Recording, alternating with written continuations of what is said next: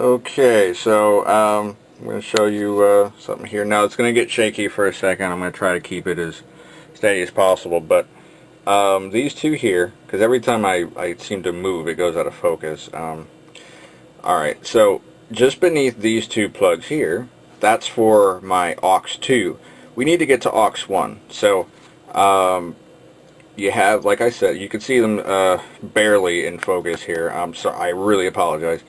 Mono 1 is the send, and so what we're going to do is we're going to send our signal from that to our amp, and then from our amp to our speaker.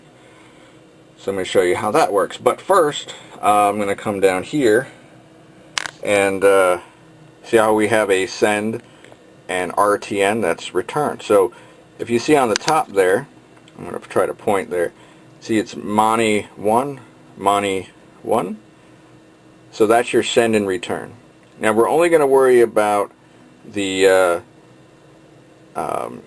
just these two here, because the bottom two, that is for our sound effects processor. So just these two here. So what I'm going to do, because I'm going to do a cutaway in a second. So whatever, okay, so actually let me go back over here. I'm sorry this is confusing, but it all makes sense in a second.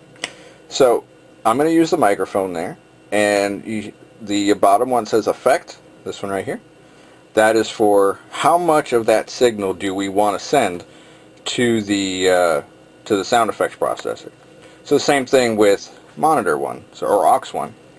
How much of that signal of channel 1 do we want to send to the amp? And same thing over here. How much now, because we might set up several channels with going to that same signal, how much of it do we want to return? How much do we want to put out?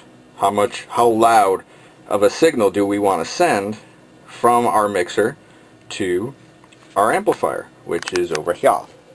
Okay, so I'm going to cut here. I'm going to make the connections for you, kind of talk you through that, because every time I move, stuff just goes out of focus, so I apologize for that. Okay, so I will be